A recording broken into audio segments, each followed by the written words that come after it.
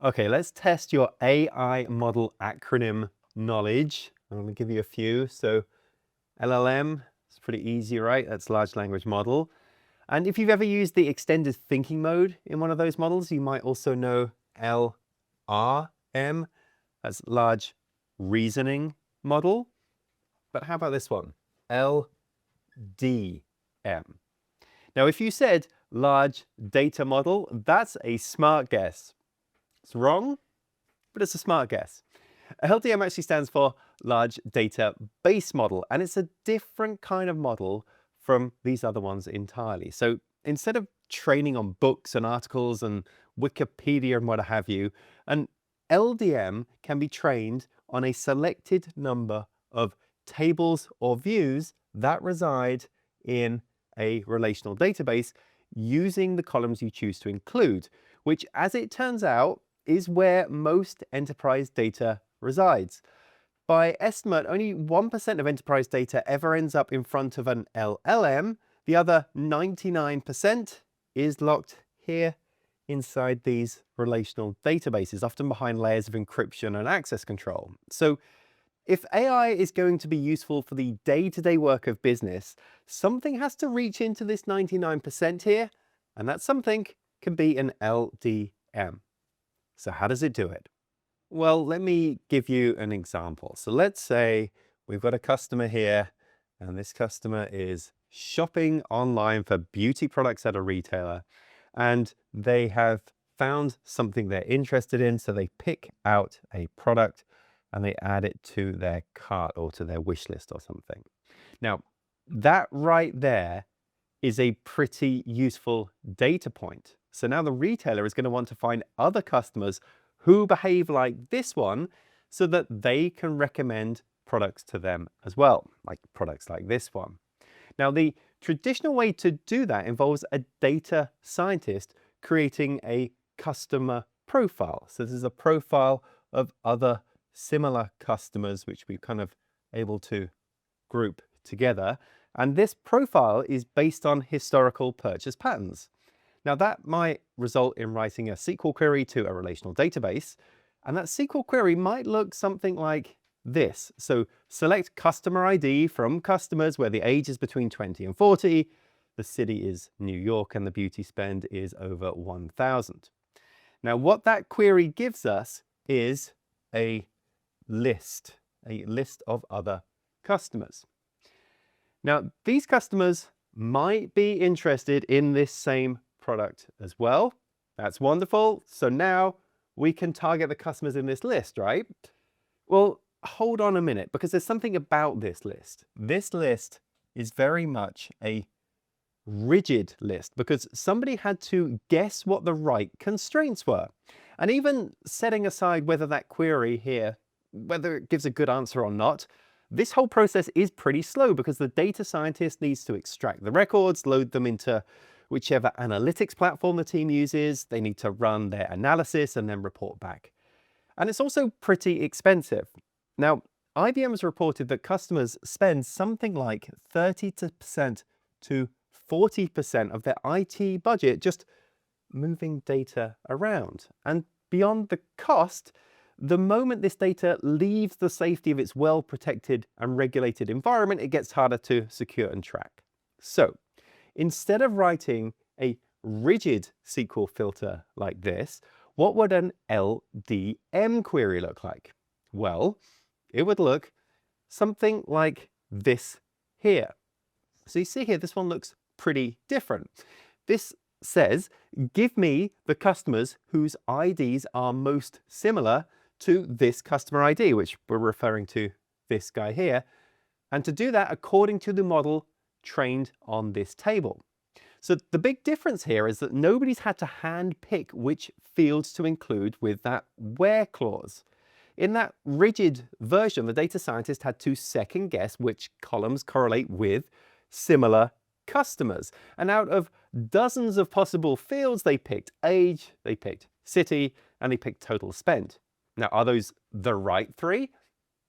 Maybe, but what about gender, or what about the time of day that they shop, or their recent return history, or a whole bunch of other things? With LDMs, the model has learned from the columns selected for an AI object across the rows in that table or view, and it's learned which values tend to show up alongside which other values. So when the query asks for customers like cust4729, the database answers based on vector representations learned from how values co-occur across selected columns and rows. There's no more guessing of fields. And to be sure, this SQL query down here could also include a where clause like the rigid example has, like to limit to only customers in, let's say, one country, for example. So it can do that as well.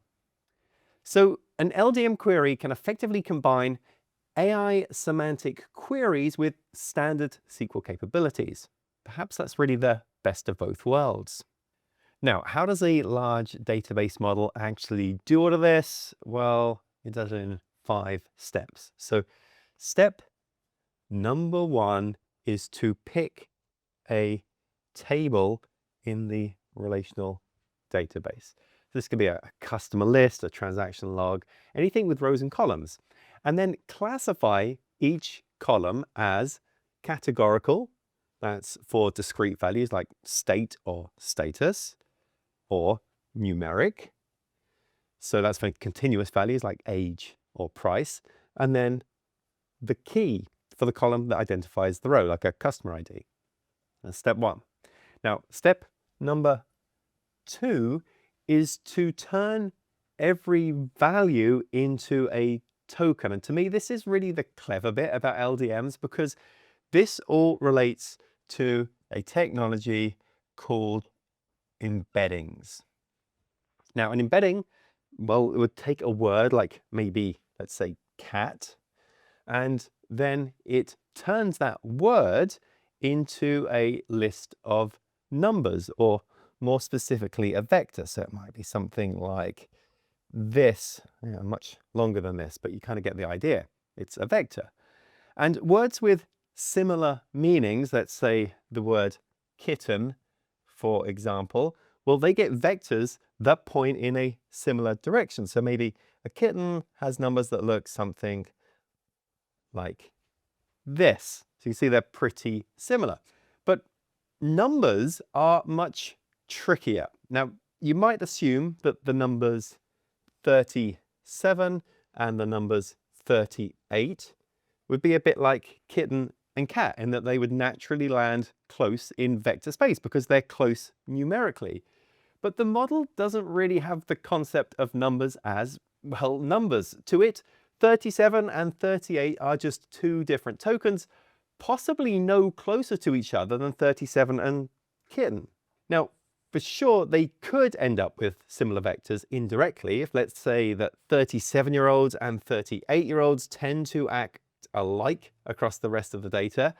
But that's a pretty slow and a pretty unreliable way to learn what we already know. And continuous columns also tend to have lots of rare values. So, like 37.5 and then 37.6 as well. And they show up too rarely for the model to learn good vector representations for those values. So for any numeric column, the values get binned first, which is to say a clustering algorithm groups numerically close values together. So age 37 and age 38, they probably end up in the same bucket. They get the same ID. And then from the model's point of view, they are literally the same token. We're telling the model that these values are equivalent instead of making it figure that out from scratch. Also, every value, be it numeric or categorical, gets tagged with its column name. So New York in the city column becomes a different token from New York appearing in a different column. Otherwise, the model would confuse identical strings that mean different things in different columns. Right, that's the first 2 steps.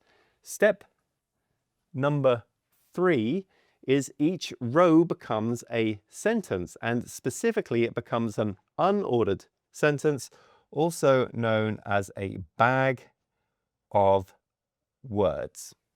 And that's where every token has an equal relationship to every other token in the row, regardless of column position.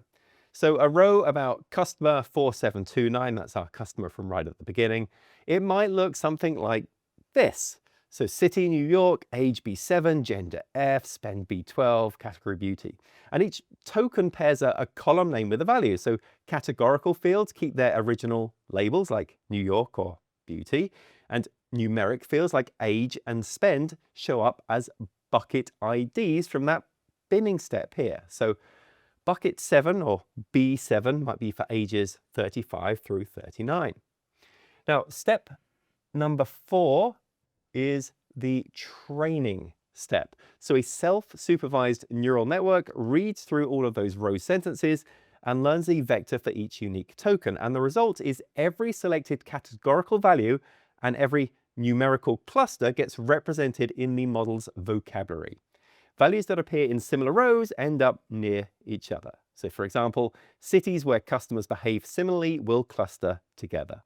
And then finally, in step number 5, this is where those vectors are exposed through SQL. The trained model gets loaded back into the database, so you can now search for things like similarity, like which customers look like our customer 4729, or dissimilarity, which is to say which transactions look least like the normal pattern.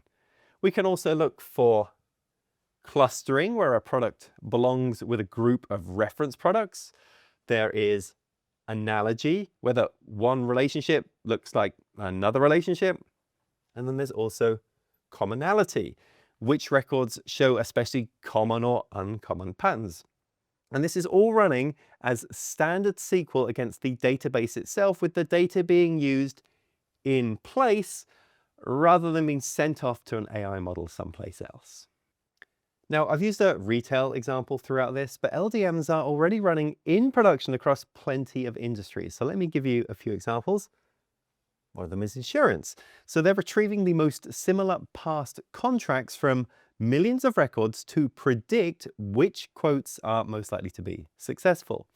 Then fraud detection teams are using them to flag transactions that look nothing like typical patterns. Companies that handle lots of contracts, well, they can spot agreements that stand out against the rest of a portfolio. And a fun one in food and retail, it's being used for exploring product similarity search, where a database can answer what's nutritionally similar to toffee-covered almonds, and it turns out the answer is oatmeal. So I think there are 2 common threads here when it comes to LDMs. The model runs where the data already lives. And then secondly, anybody who can string together a SQL statement, which is pretty much anybody, can ask these semantic questions without needing a data scientist to translate them into a pipeline first.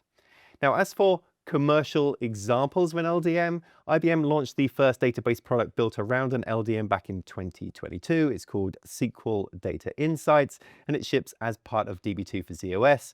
And the follow-up shipped in March 2026, SQL Data Insights Pro, which extends the same approach to unstructured text alongside structured columns and adds incremental model refresh so the model can update against new data without redoing the whole vocabulary each time. So there you go. One more acronym has been added to your vocabulary, your AI vocabulary, and that is LDM, Large Database Models.